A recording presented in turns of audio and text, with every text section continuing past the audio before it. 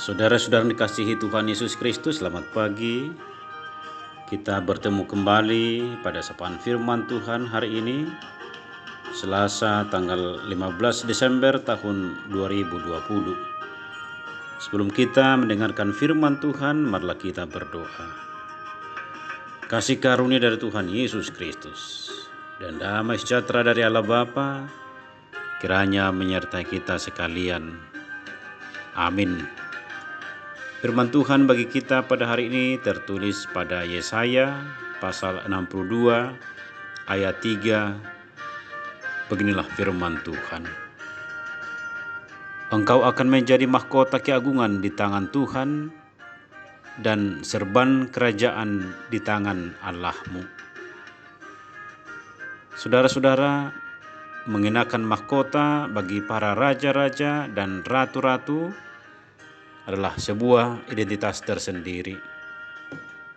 Tak jarang mahkota yang dikenakan para raja dan ratu terbuat atau dihiasi dari benda-benda tertentu dengan nilai yang sangat tinggi, semisal berlian atau permata. Salah satu pemimpin negara yang masih bisa ditemui mengenakan mahkota adalah ratu dari kerajaan Inggris, Ratu Elizabeth II. Mahkota yang dikenakan turun-temurun itu baru-baru ini terungkap melalui sebuah studi bahwa permata yang menghiasi mahkota kerajaan Inggris itu merupakan mahkota dengan permata yang berasal dari lapisan bumi terdalam yang dibentuk dekat dengan inti bumi. Mahkota yang dikenakan oleh Putri Elizabeth II pada saat penobatannya sebagai Ratu Inggris di tahun 1953, mahkota setinggi 30 cm itu terbuat dari emas murni yang bertahtakan 444 batu permata pilihan. Berat dari mahkota yang dipakai sang ratu sekitar 2,3 kg. Saudara-saudara yang kekasih, renungan kita hari ini berkata bahwa Tuhan akan menjadikan umatnya menjadi mahkota keagungan dan serban kerajaan di tangan Tuhan. Hal ini disampaikan pada nubuatan Nabi Yesaya bahwa bangsa yang hancur dan terbuang itu akan dipulihkan Allah dan perubahan drastis akan terjadi. Yehuda yang memancarkan terang pada segala bangsa karena kembali hidup dalam kebenaran dan keselamatan. Mereka diibaratkan seperti mahkota keagungan dan serban atau kain kemuliaan di tangan Allah.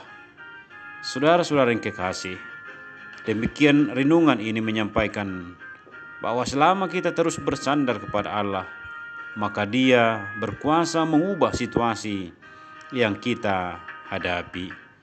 Apapun keadaan kita saat ini, sakit, penyakit, kegagalan, penderitaan, ketidakberuntungan, masalah pergumulan hidup, janganlah membuat kita uring-uringan lalu kecewa terhadap Tuhan atau mencari jalan keluar sendiri dan melupakan kuasa Allah yang sanggup memulihkan keadaan kita. Jangan kita ambil pilihan yang menyimpang dari kehendaknya. Tuhan peduli kepada orang yang mempercayakan hidupnya dan pasti memulihkan keadaan kita. Ketika kita dipulihkan, dengan sendirinya kehidupan kita akan memancarkan terang dan kemuliaan Allah. Ingatlah saudaraku, bagi Tuhan kita adalah mahkota keagungan dan serban kerajaan. Bahkan kita jauh lebih berharga dan lebih mulia dari mahkota yang dikenakan oleh Ratu Elizabeth yang bertahtakan 444 batu permata dan emas seberat 2,3 kg itu.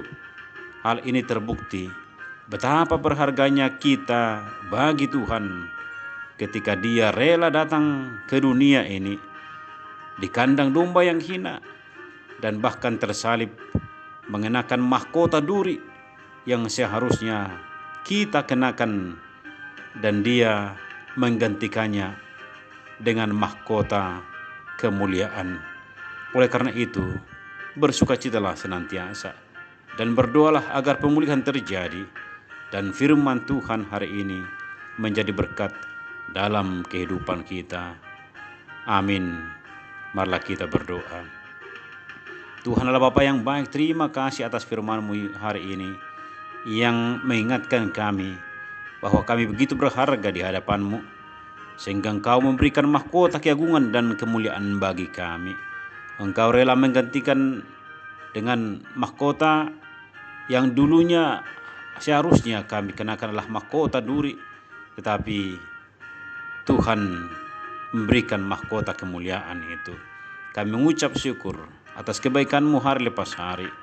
Kami tidak tahu akan perjalanan kehidupan kami ke depan, akankah berbatu atau rata, tetapi kami bertekad untuk menyerahkan hidup kami seluruhnya kepada rancangan-Mu, karena kami tahu Engkau sanggup memulihkan segala keadaan kami.